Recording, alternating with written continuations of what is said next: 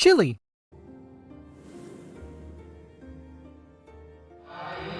One day from within the earth, a terrible cry issued forth, effecting a profound change in all matter of life. And that's the Harbinger, or at least the first monster they see. We were not exempt. Our creation magics ran rampant, giving shape and form to thoughts of hopelessness and despair.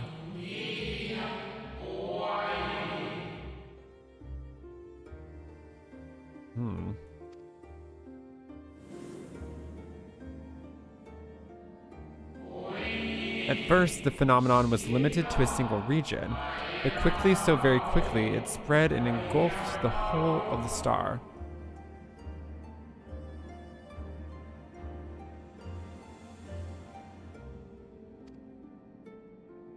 Were the ancients ever able to deduce its source?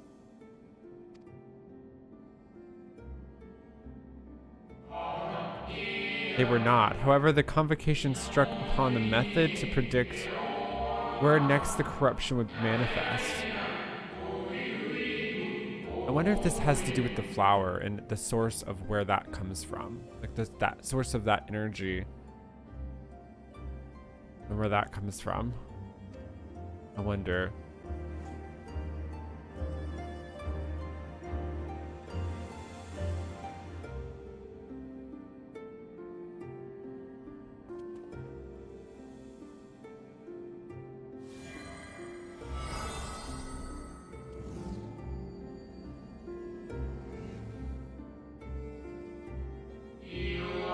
The etheric energies which flow through all of creation in the form of various currents.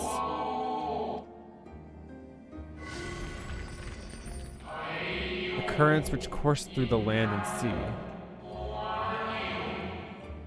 Right.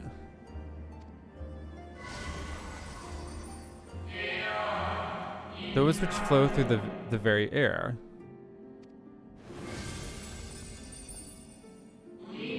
And those of the celestial nature which encompass both our stars and the moon. Celestial currents. I cannot say I am familiar with the concept. Not what I expect you to be. Few scholars of our time knew of their existence.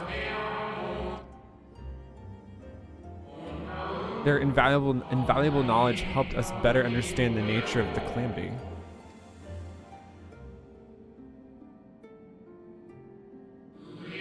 Like the terrestrial ones of earth and air, the celestial currents form a vast network.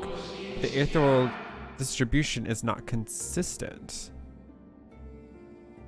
Consistent across the celestial, or with consistent parallel to the ones they're with.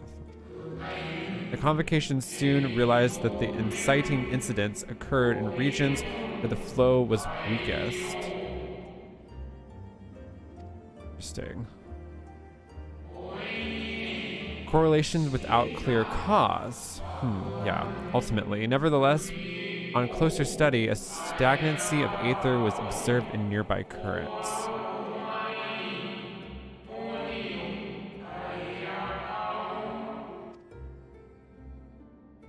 And so they sought a means to harness the forces of darkness, of activity and growth. Thus was Zodiac conceived. Of activity and growth. Okay. No less a power than a god's could set right the laws of nature and quicken the flow of ether within the star.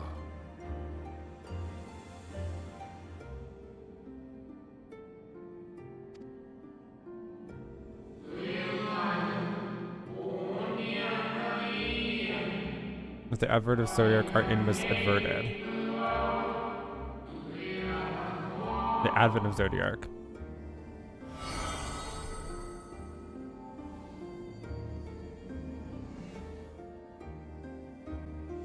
Emmett Selk claimed that those who summoned Hydaelyn did so because they saw Zodiac's power as a threat. Is that true? Yes, tell us. I want to know more about. Indeed. There was a faction opposed to Zodiark's creation, but their aim was never to unmake him. Oh. They understood the continued preservation of the natural order was dependent on his very existence. Until we could identify and address the underlying cause of the final days, he would need remain, for his departure would set in motion those apocalyptic forces once more. Hydaelyn recognized this as well, and so rather than destroy, she sundered Zodiark herself and the star into lesser reflections that she might confine him in this place.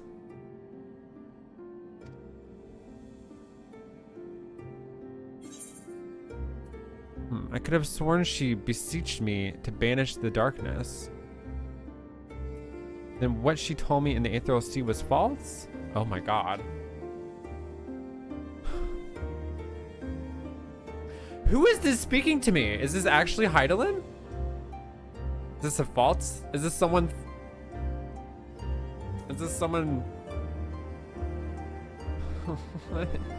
What? I could have sworn she beseeched me to banish the darkness.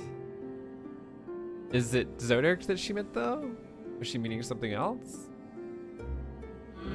Perhaps she did, but as with all beings, intent is not always in accord with the spoken word.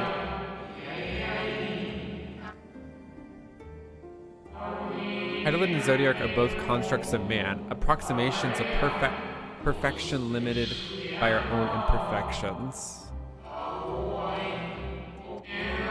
Zodiark was, without question, the more powerful of the two, having been born from the sacrifice of half Aetheris' population. Thus was it necessary for Hydaelyn to commit herself wholly to his defeat.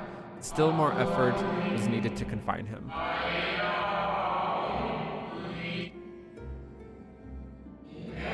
Maintaining the brands taxed her greatly. With what power she dared spare, she cried out to any who might listen and offered her blessing to those who heeded her call. Interesting.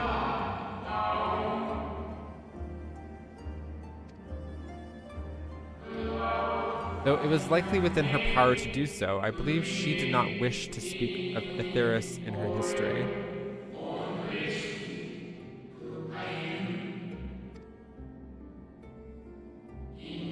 Like Zodiark, Hydaelyn's purpose is a reflection of her creators. They wish to look to the future and not linger in a prison of the past. The Ascians set in motion 7 rejoinings before we came to oppose them. How many more worlds would have been lost had we not placed our faith in her? How many more souls living in the present would have been snuffed out for the sake of those long dead?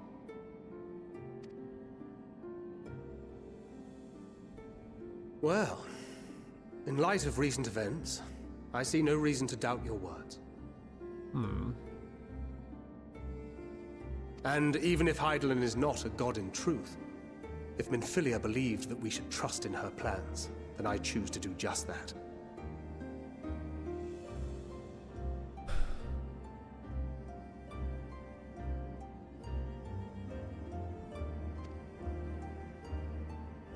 Which brings me to a rather important question. Let's suppose we try but fail to stop this second coming of the final days.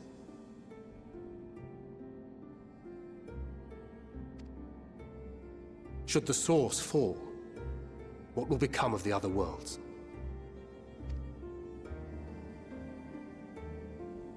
The nomenclature is more fitting than you know.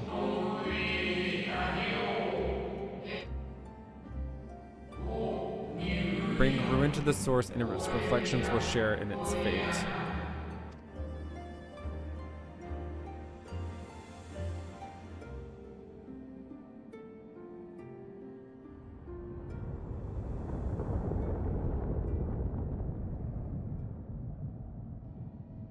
The great it is ready. This way, if you would be so kind. It is ready?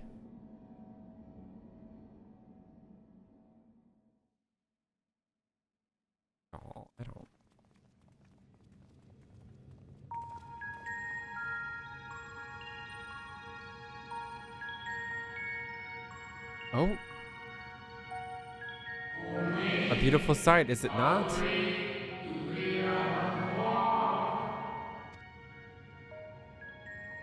Yes, but what is it?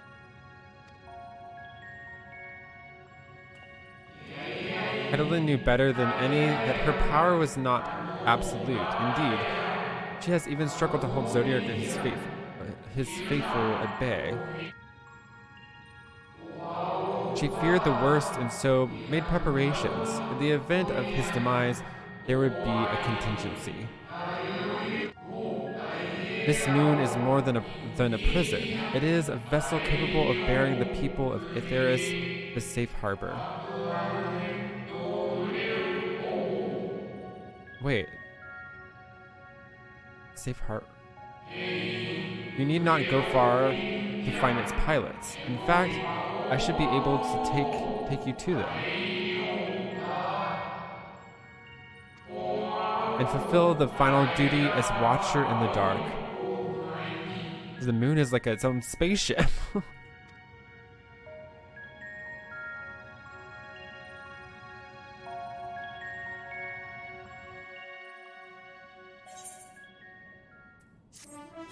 The people of Ethereum. Wait, are they like, they're not dead, they're not spirits. Wait, let's go. Onward. This is so great. The malefic aether yet permeates here.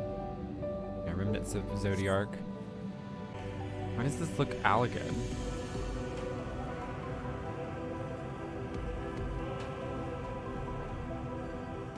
I don't know.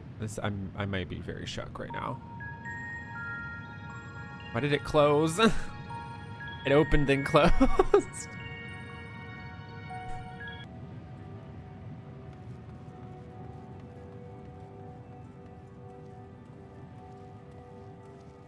What in the actual hell? What in the actual hell? This is ridiculous. Why this music? Why this music?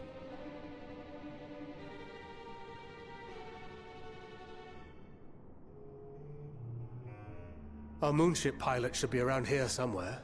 Is that right?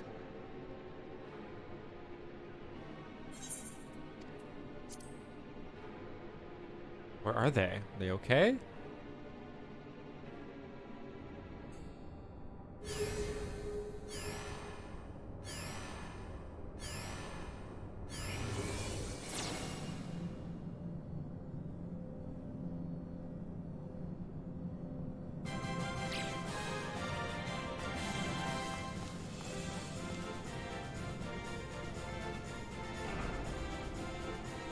Are they all bunnies?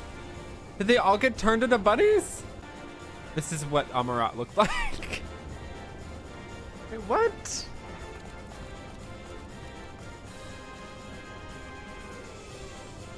Ah!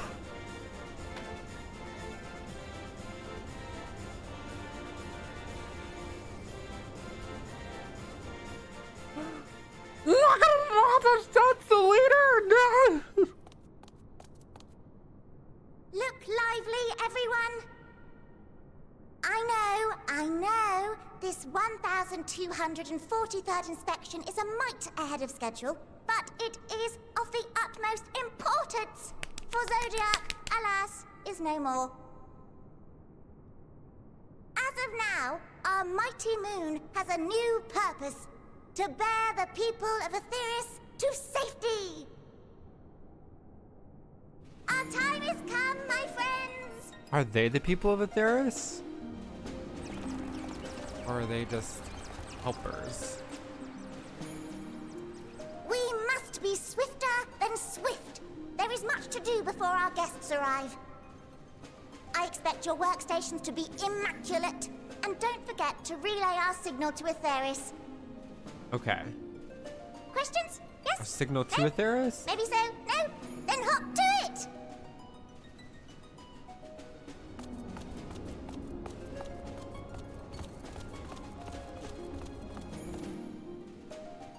New Best Beast tribe. new best beast tribe. 'Tis a rather curious crew she hath chosen. Their endearing forms intended to ease the passengers' hearts, perhaps. Perhaps.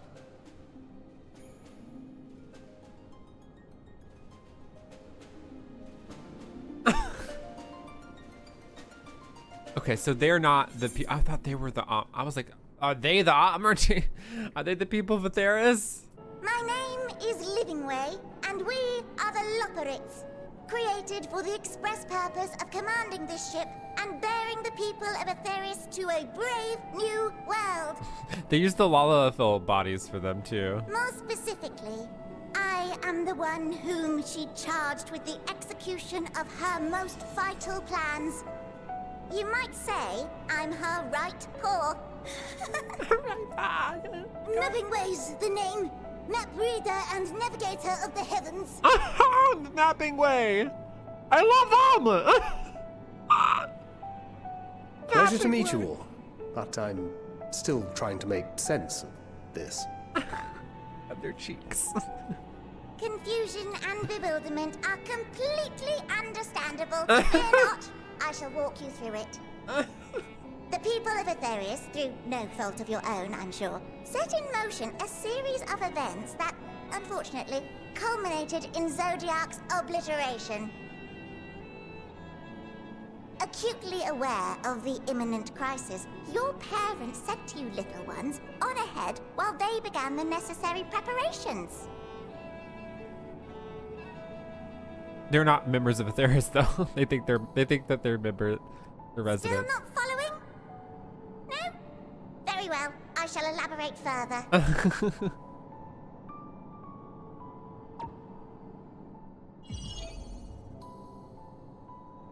I'm so these are the children of the people of Atheris that are living. Here we have Atheris, your home, and the moon, where we are now. Without Zodiac around to keep things lively, so to speak, the celestial currents of the star have doubtless begun to degrade. A calamity of apocalyptic proportions will be visited upon Atheris, bringing an end to all life. Very sad, that. So too hath the Watcher claimed. By thine unperturbed countenance, I gather this eventuality was anticipated. The doom and gloom. Oh yes, quite expected. The source Imagine, is if you Atheris, will, but that it's all Atheris split. is a delicious carrot that I've forgotten to eat and left out in the midday sun. The most earnest wishes or prayers will not stop it from rotting to the core. So sadly, there's nothing to be done but to abandon said carrot, Atheris, in case the metaphor is lost on you, to its grisly fate. And this moon will serve as the vessel to deliver us to a new home. Just so! We will gather up as many people, supplies, and resources as our stores will hold. And then, once everyone is aboard, it's off to another star. Easier said than done, admittedly, for one does not simply hop from star to star on a whim, which is precisely why we've spent countless years constructing the most propulsive of propulsion systems. We ought to make it to our destination in 2 shakes of a rabbit's tail.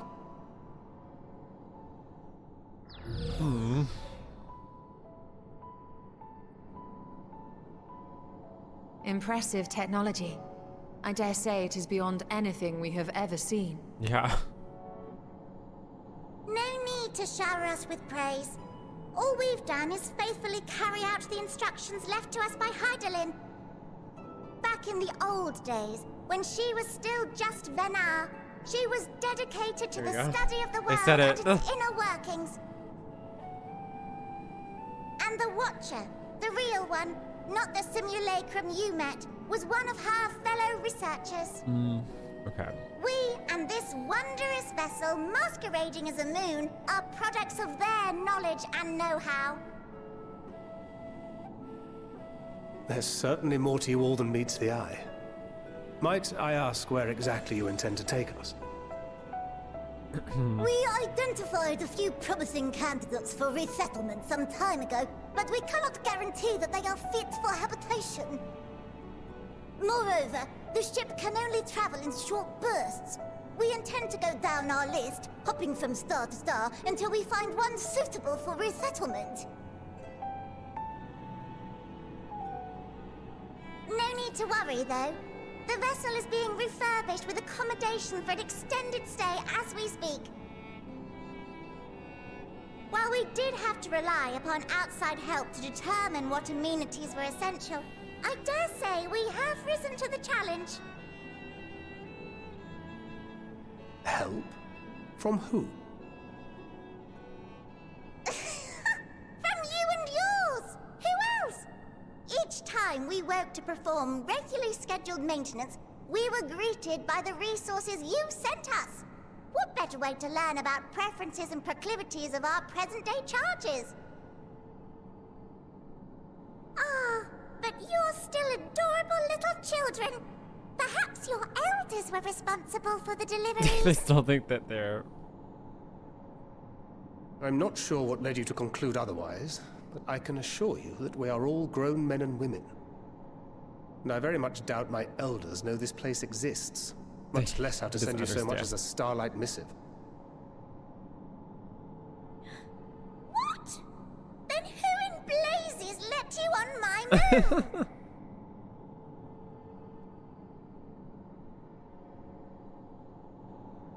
Heidelin herself led you here. You don't say!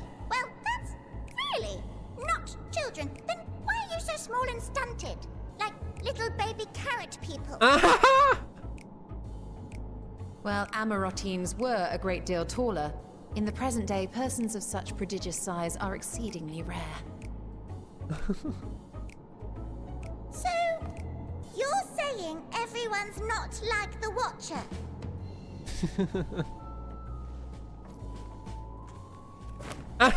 Confound it all! Someone could have at least scribbled a note about your profound miniaturization. That tome in thy possession. Oh, this? One of the first books sent to us. A compendium of the people of Aetheris, with a few blank pages at the back for minor corrections and updates as needed. The sum total of our knowledge of your kind is contained in these pages. I thought it was abridged and made small for our benefit, but this isn't a regular-sized book, is it? I love that.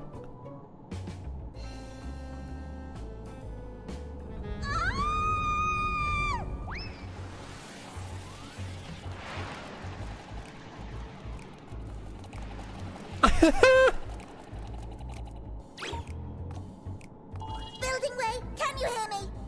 Building way! Yes, we're all very busy. Change of plans. I need you to rebuild the domiciles at 1/3 the scale. All of them. Yes, all of them, and but me no buts. See to it with all speed. Perhaps you could tell us a bit more about your terrestrial collaborators. Yes, in due time. But first, I'd like to hear more about you, if it's all the same. I'd rather not risk any other complications due to outdated knowledge of our passengers-to-be.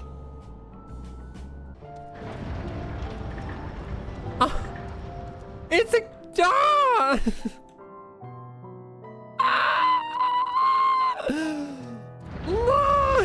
Look at all the rainbows! Look at all the rainbows!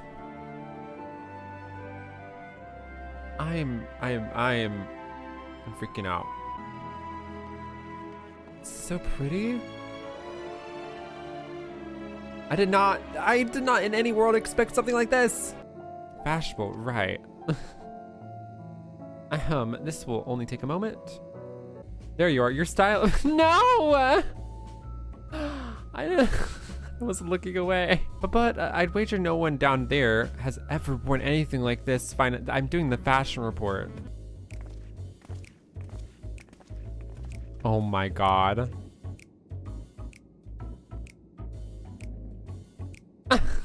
Sorry to have kept you waiting. They insisted we sample all of their concept ere we returned. Verily, this is ensemble most becoming.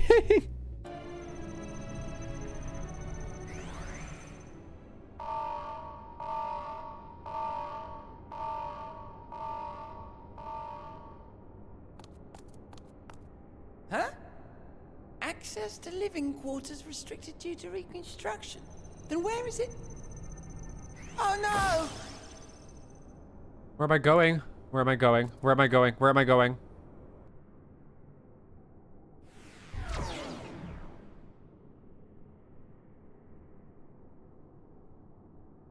A private audience, as thou didst request, for reasons I know not.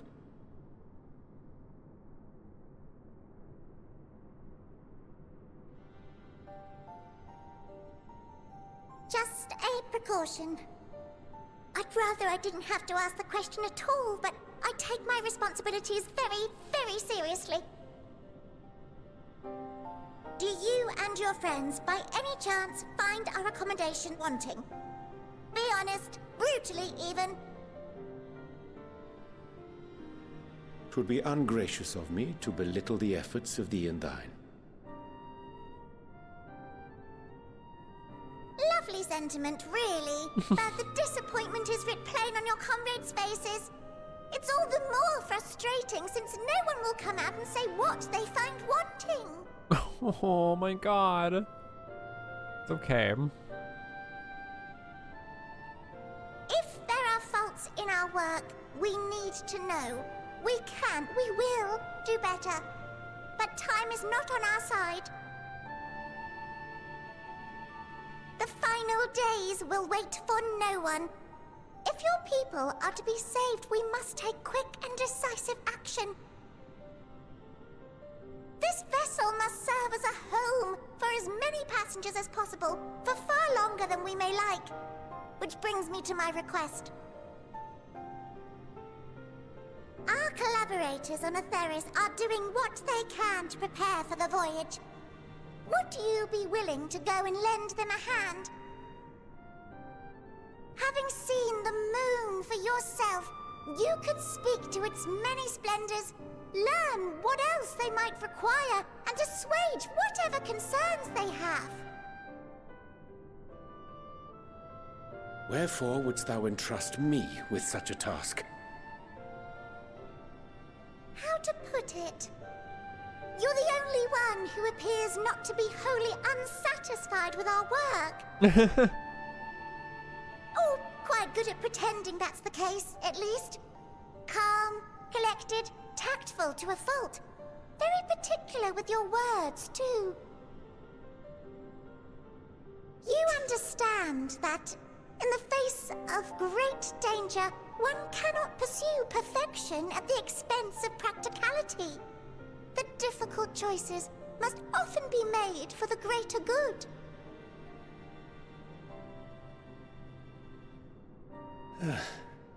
And so fate doth conspire to set my feet upon this path once more. Come again?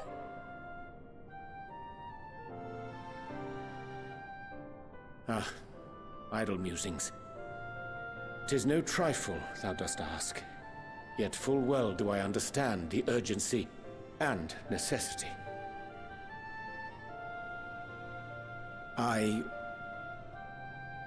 Oh, dear me! Dear me! I was terribly sorry for the mix-up.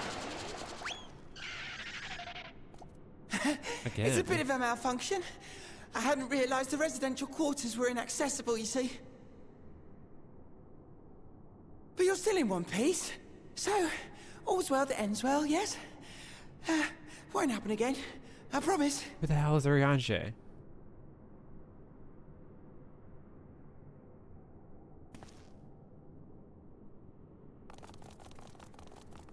Arianje.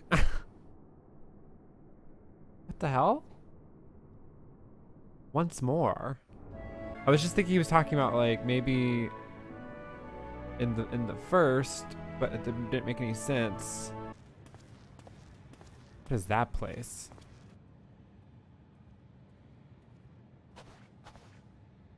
Thine arrival is timely as ever.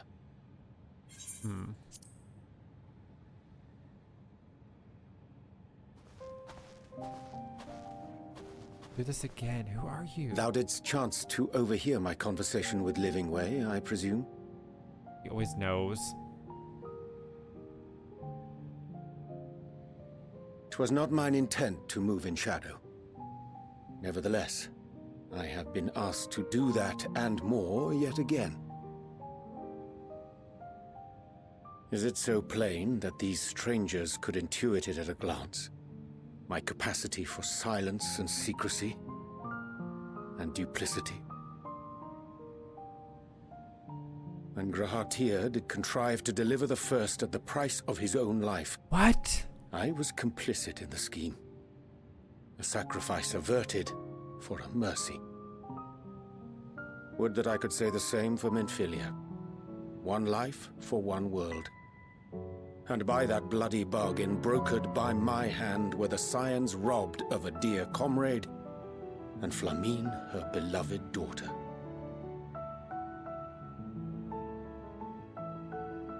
Two souls, whose selflessness was beyond measure, whose resolve was unshakable.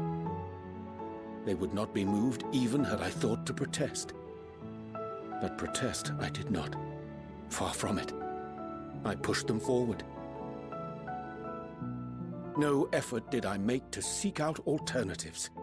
Ones that would not demand such terrible costs. That's what he's on about.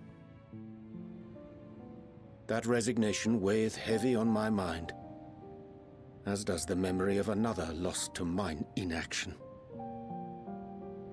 Dearest Moonbringer, who did face death unflinching, that we might secure a means to bring low the Ascians.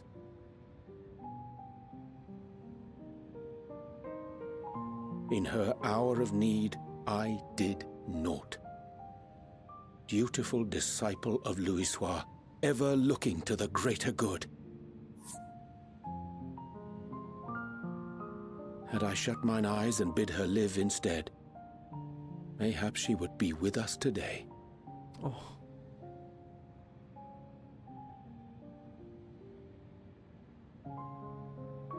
Selfish wants born of everlasting regrets.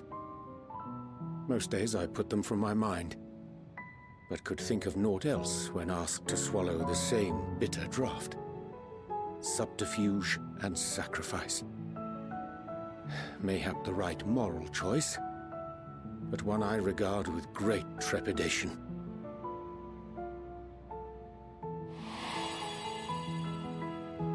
The calamity of Amarot was a tragedy beyond reckoning, one which must never again come to pass.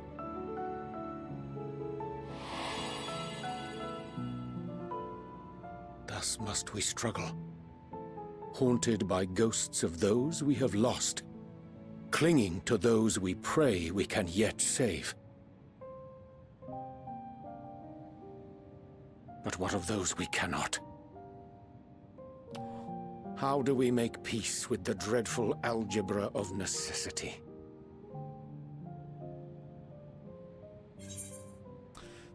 I thought he was hiding something, but no, he's just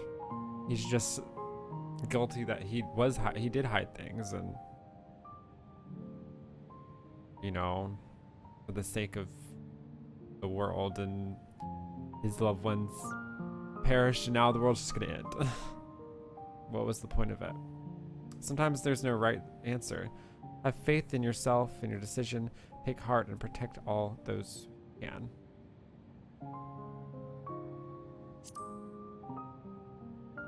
That's a good answer. Sage counsel indeed. Sage counsel? Ah! I see. Wisdom as befits a great worm. Curious that he should think thee in need of such encouragement. Strange. Scarcely can I remember when last we spoke alone, and so candidly. Right? Me too. I thank thee. For all my supposed skill with words, I find it difficult to express such private thoughts. As for the Loporrits' proposition, I will take time and consider how to respond. 'Twould be to our mutual benefit if we could converse more openly with our aspiring caretakers. A concern I should be glad to address on the Scion's behalf. To dispense with all pretense and bare one's heart to another is a frightening thing indeed. But we cannot move forward ere we take that bold first step. A lesson I have learned many times before. And today.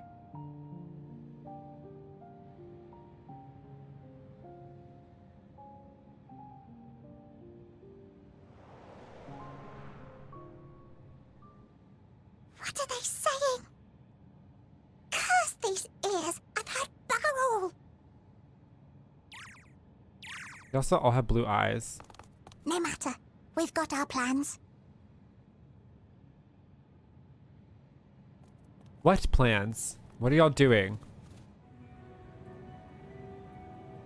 Evil bunnies?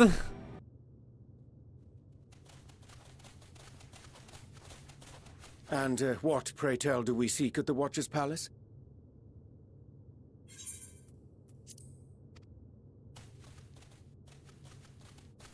Oh, come off it, friend. You know full well why we're here. The time has come for you to return to Etheris and help your brethren prepare for their journey here and beyond. Forgive me, Living Way. But I cannot in good conscience proceed with this plan. Huh?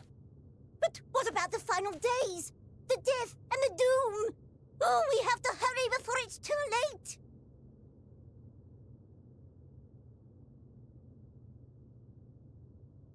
Your unflagging commitment to your duty is endearing, to say the least.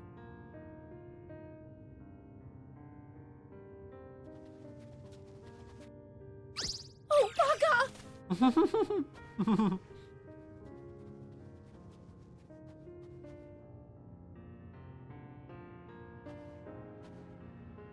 Be at ease. They bear you no grudge, nor do I. How could we, having come to understand your purpose? For millennia, you and yours worked tirelessly towards the singular purpose of this heavenly vessel's construction. An arduous feat by any measure. 'Tis clear you have spared no effort. Why, your very names are a testament to your dedication.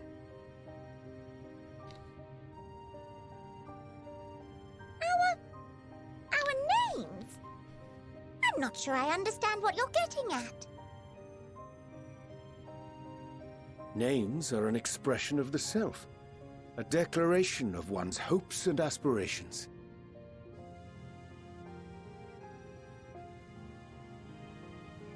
Your use of contemporary, uncomplicated nomenclature doth ensure clarity of purpose. There can be no doubt that your love for the people of Etheris is boundless and pure.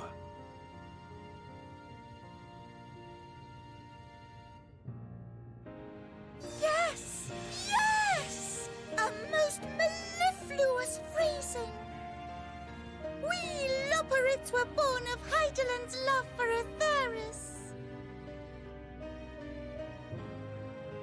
That shining, shimmering blue jewel, brightest star in the sky, brimming with life and possibilities. For as long as I can remember, I've toiled in anticipation of the day when this vessel might be needed. All I've ever wanted was to meet those she cherished so dearly, to serve and serve well. They literally are like rated That goes for all of us. and tempered. Don't you see? So help us! Help us help them! Lead them here where we can keep them safe! If there's anything wrong with what we've built, we'll fix it. We'll make it right.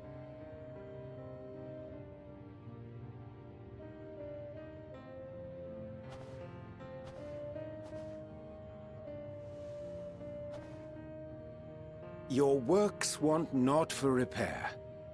Yet there remaineth much for you to learn of men, and your own kin besides. Singing Way, thy name bespeaketh more than the simple marriage of rhythm and rhyme. The songs of Etheris are beyond counting, and span the length and breadth of emotion. Maps are monuments to man's pioneering spirit and his devotion to charting the furthest reaches of our star. Many have devoted their lifetimes to exploratory pursuits, to venture unto the highest mountains and the deepest oceans in search of unknown frontiers. And thou, my friend, I do not think we've met. My name is Pudding Way. Pudding Way. Pudding Way? Yes, indeed. A name of deep and abiding significance, I'm sure. But one perhaps better communicated through delicious deeds than tasteless words. A judicious application of fey magics at a later juncture may be appropriate.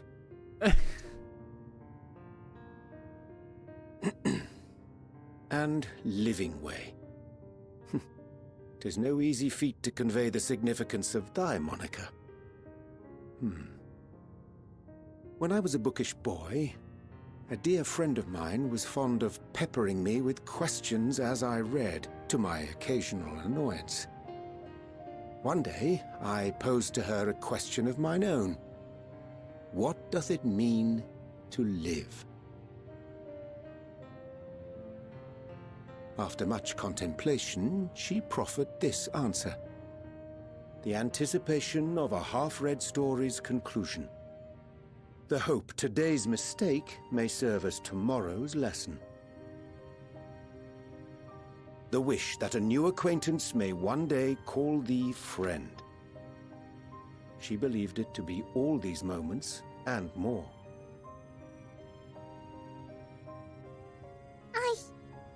I want to understand, but... I, too, still labor to find mine own answer. 'Twould be my pleasure to assist you and yours in embarking on a journey of self-discovery and enlightenment.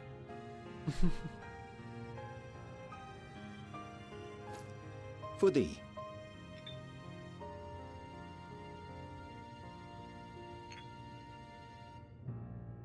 Ink as blue as the waters of Etheris. Made in haste, though I assure thee, the quality has not suffered for it.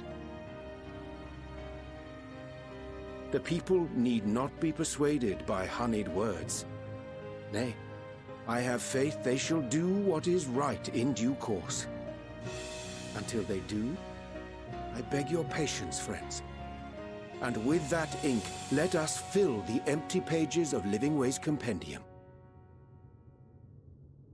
An open exchange of ideas will surely afford you all a better understanding of modern man, and with it, ideas for improvements and renovations.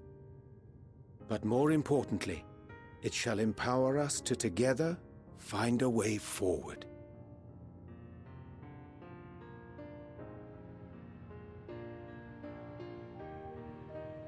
I hope you're right. Thank you for this lovely gift.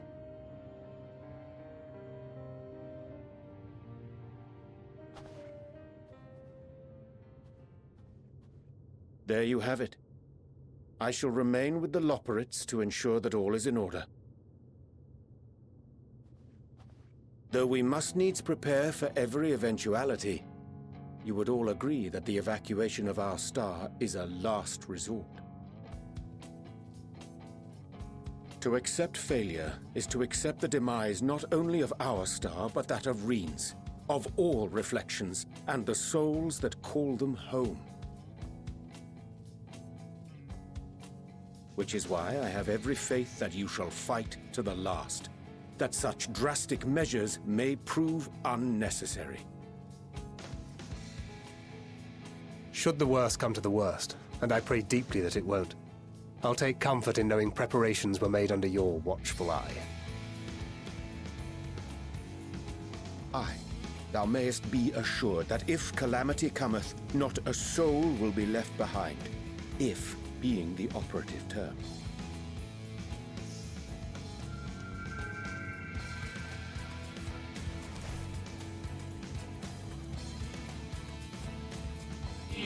Oh my god.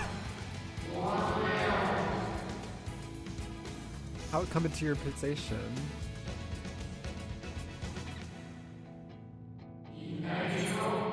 Oh, very like her. Oh wow. Guided by its light, we may come to know her true intentions which remain a mystery even to us. Really?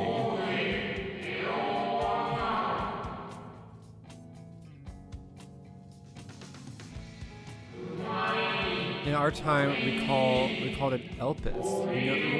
You would do well to remember the name Elpis.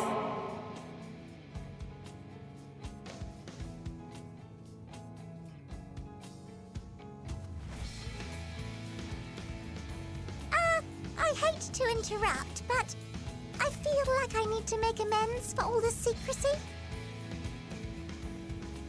Think nothing of it. We haven't been the most gracious of guests. Do convey our apologies to Growingway and the others. But of course!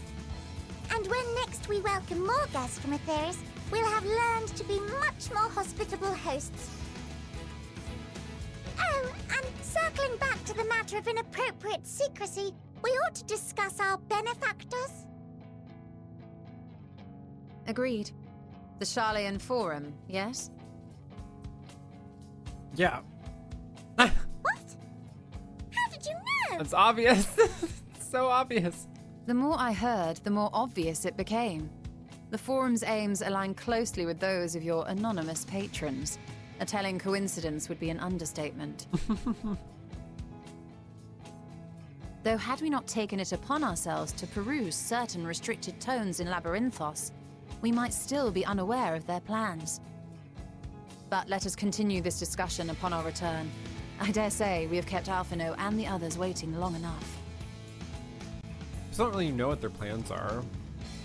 If you like that video, there is more right over there. And if you want even more, don't forget to hit that subscribe button. And don't forget to like and let me know what you thought below or any suggestions of what you'd like to see in the future. And if you'd like to support my content, I do live stream on Twitch and I do have a Patreon and a Ko-Fi. All of that information is in the description below. All right, y'all, keep spreading the power of friendship around the world and I will see ya real soon.